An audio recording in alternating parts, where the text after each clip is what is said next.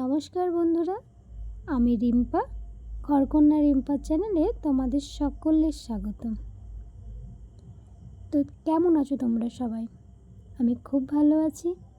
দেখো, আজকে এলাম কুমড়ো পাতা তুলতে। এটা আমাদের বাড়ির একটা গাছ হয়েছে, কুমড়ো গাছ।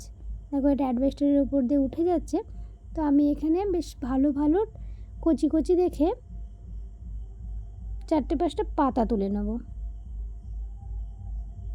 দেখো, আমি দেখে নিচ্ছি পরিষ্কার আছে কি না, সেরকম দেখে আমি পাতাগুলো তুলে নেব।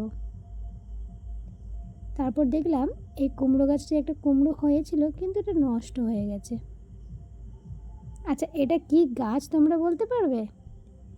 এটা আমি আগের বছরই লাগিয়েছিলাম। এটা হচ্ছে আঙুর গাছ, কিন্তু এবছরও গাছটায় কোনো ফল হয়নি। দেখো, আমার পাতা তোলা কমপ্লিট হয়ে গেছে। আমি চলে এলাম রান্নাঘরে। এটা আমার আগের দিনের রাত্রিতে ডাল ভেজানো। তো আমি সারা রাত ভেজানোর পরে এটা মিক্সিতে পেস্ট করে নিলাম। তারপর এর মধ্যে একটু পেঁয়াজ কুচি, রসুন কুচি আর কাঁচা লঙ্কা কুচি আমি দিয়ে দিচ্ছি। দিয়ে ওটাকে ভালো করে মাখিয়ে নেব।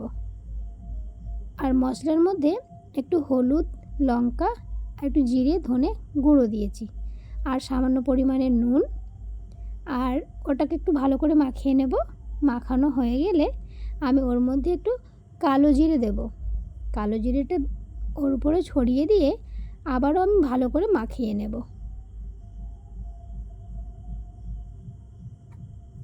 তোমরা দেখো, আমার ওটা মাখানো কমপ্লিট। এরপর আমি একটা জায়গায় একটু নুন দিয়ে গরম জল করে নিয়েছি।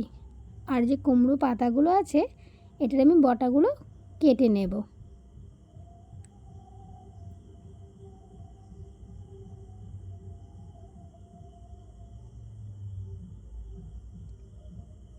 তো তোমরা দেখতেই পেলে।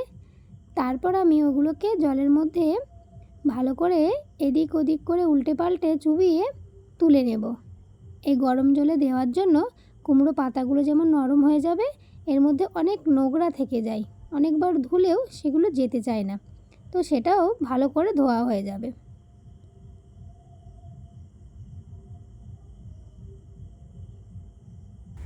তারপর আমি কুমড়ো পাতাটাকে ভালো করে পেতে নেব।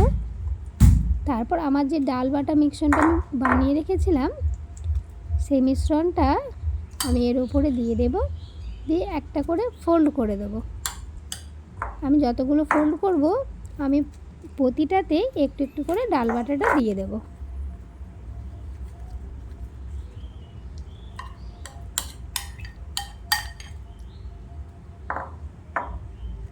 তো তোমরা দেখতেই পাচ্ছ যে আমি প্রতিটা লেয়ার বাই লেয়ার ডাল বাটাটা দিয়ে দিয়ে পাতাটা ফোল্ড করে নিলাম। এটা উপর থেকে মুড়িয়ে নিচ্ছি।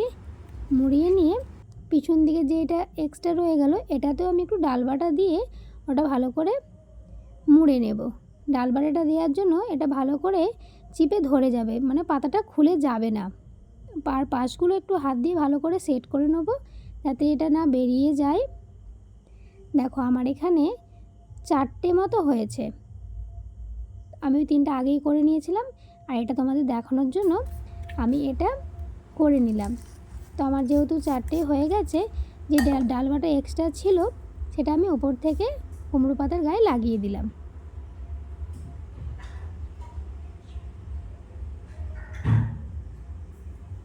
তারপর আমি কড়াতে একটু তেল দেবো 2 চামচের মতো।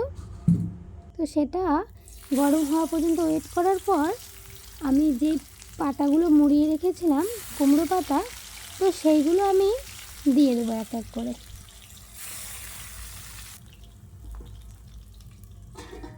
আর এই সময় আঁচটা একদম লো টু মিডিয়ামে রাখতে হবে। তারপর আমি ঢাকা দিয়ে দিলাম। তারপর দেখো, একদিক উল্টে দিচ্ছি। তারপর আমি ফ্লেমটা একদম লোতে করে দেবো।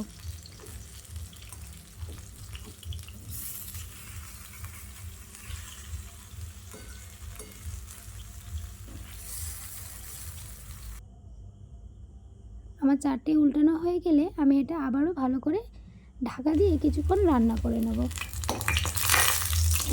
দেখো, আবার ঢাকা খুলে নিলাম, দিয়ে আবার উল্টে পাল্টে নিচ্ছি। দেখো, দুদিক আমার প্রায় মোটামুটি ভাজা হয়ে গেছে। তাও আমি কম আছে এটাকে রেখেছি, দিয়ে ভালো করে এদিক ওদিক করে ভেজে নিচ্ছি। তো আমার কুমড়ো পাতার বড়া প্রায় কমপ্লিট, তো আমি নামিয়ে নেব। তার আগে তোমাদের দেখায়, ওগুলো খুব বড় বড় হয়েছিল, ওই জন্য আমি মাছ থেকে একটা কেটে নিয়েছি, যাতে তোমাদের ভালোভাবে দেখাতে পারি যে ভেতরটাও কত সুন্দরভাবে সেদ্ধ হয়েছে এবং ভাজা হয়েছে। তো দেখো আমার এখানে যেহেতু আমি নামিয়ে নিয়েছি, তোমাদেরকে দেখিয়ে দিচ্ছি যে ভালো করে ভেতরটাও দেখিয়ে দেবো কীরকমভাবে ভাজা হয়েছে।